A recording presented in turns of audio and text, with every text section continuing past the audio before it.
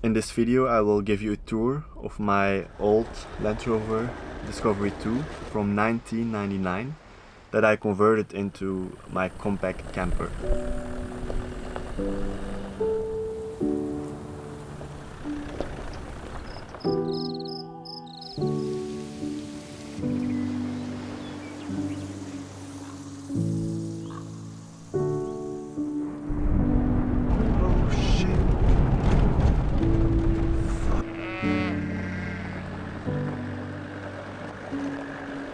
If you are also looking to convert your own car into a camper, I would just recommend to start with priorities.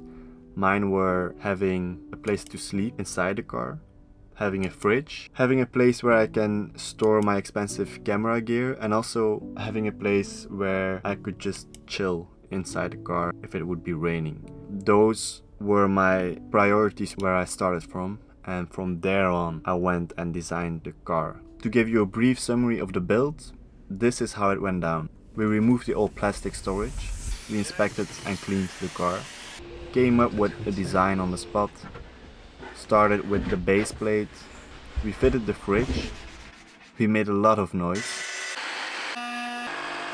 we added insulation in the back door to dampen the noise, installed a new door panel, added more insulation on the sides, finished the woodwork, and applied natural oil with a white tint.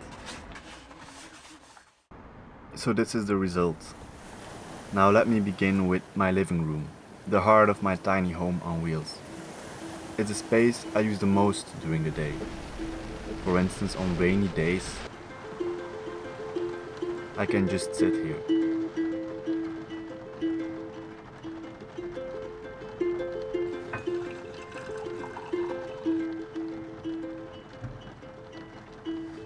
I can also use these wooden boards as a desk or table.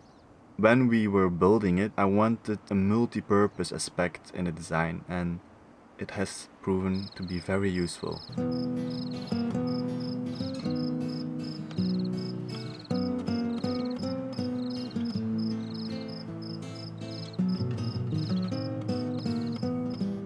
In here I store things I use daily, like coffee beans, my gas burner. This is my foldable mattress, but I'll show that in a minute. Next up, the fridge. I did extensive research before choosing this one.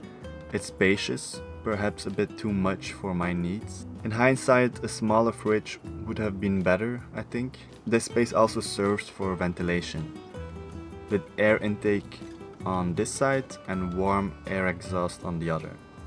And in reality it has become like a space for trash or water bottles. Now check out the windows. I opted not to tint them, so I get plenty of natural light. But I did make blinds for all of them later on. My favorite part of this setup is flooding the space with light, creating a warm and homey vibe and giving it a spacious feeling. By having only one level in the car that ends just underneath the window, it adds a touch of design and finesse that just looks really nice to me. To be honest, like, this part of the car is my favorite part. Now let me show you how the living room transforms into my cozy bedroom. First, I'd like to mention that I have a rooftop tent. It offers a lot of space and comfort, although it does take some time to set up. About 80% of the time I prefer sleeping inside the car. It's more time sufficient and straightforward, and to be honest, I get the best sleep inside the car because it's so well insulated and it just feels like a cocoon and very safe. However, when I stay for more than 2 days, I definitely opt for setting up the tent.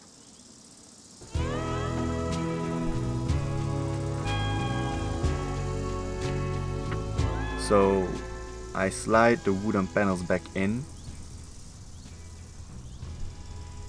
They serve as the foundation of my bed.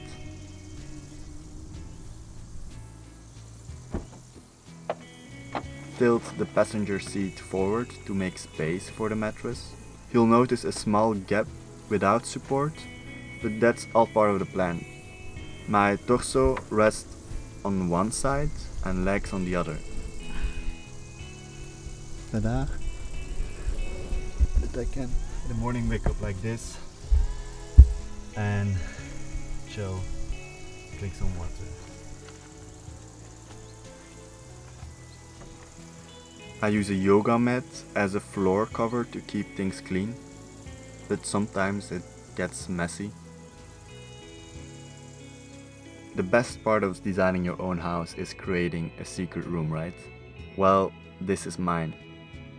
At first sight, it looks like a place where I store clothes, dirty laundry, my laptop in this case, but actually it's a hidden compartment, a place for me to store valuable stuff like my camera gear, making it harder for potential thieves to find things.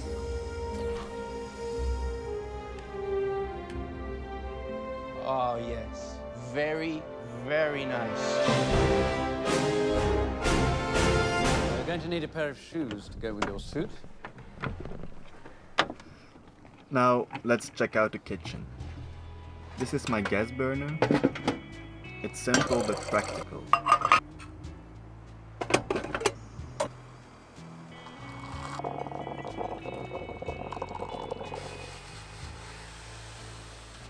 I can put it on this kitchen table that I can fold open, and I've added a rubber to keep it from making noise or falling when I drive.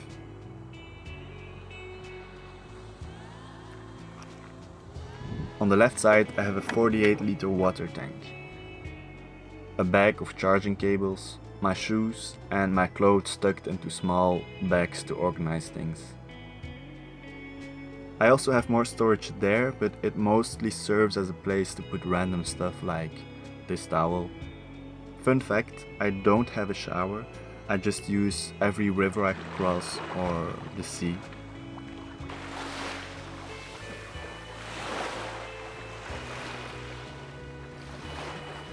One of the most important features of this build is this small fan.